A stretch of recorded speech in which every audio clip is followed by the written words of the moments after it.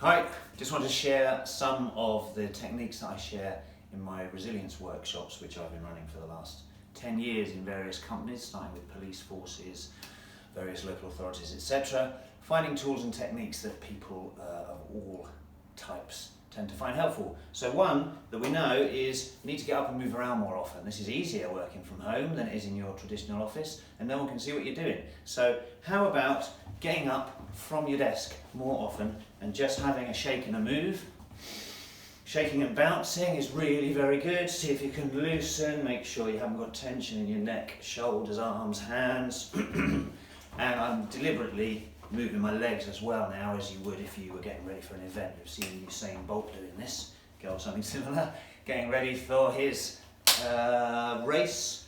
He needs to manage his adrenaline and stay focused. So when we've had enough and we need to move around a bit, a great way to do that is, as I say, have a shake, go for a walk. But also, when you need to get calm and focused, notice your stance.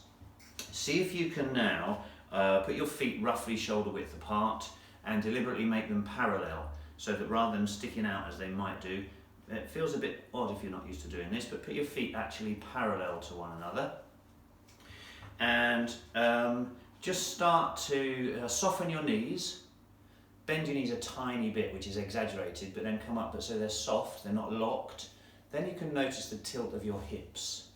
All of this helps you to start to bring your attention down to the lower part of your body. You see what I'm starting to do now is feel the weight shifting from one side to the other. And I can shift to my toes and my heels, and you can even rock and round like a tree swaying in the wind. Feel that massaging your feet. Feel how your feet are pressed into the floor. Okay, so using this grounded stance, you need to be in a situation where if so you're balanced and grounded. If someone gave you something heavy, you would go, got it. You're nice and straight, your posture is upright, and from the waist downwards, you've got that slight bend in your knees.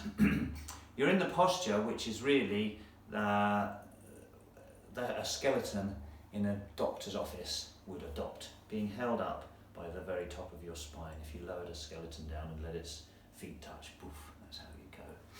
So from this grounded stance, see if you can imagine your energy sinking down and your weight sinking down.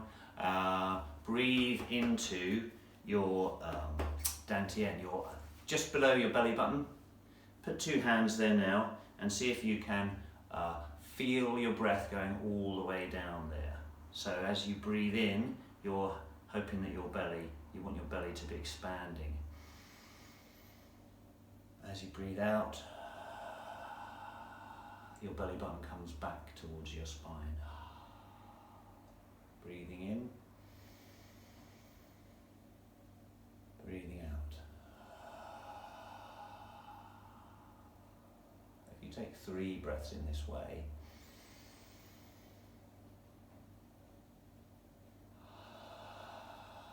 longer on the out breath, this helps to settle and ground you if you're feeling irritated. Now, we're just going to finish with a little bit of shaking and bouncing, get some energy going. So, bouncing now into your heels. I think I'm making the camera wobble. And letting your arms be loose, your elbows be loose, your wrists be loose. Shaking up and down.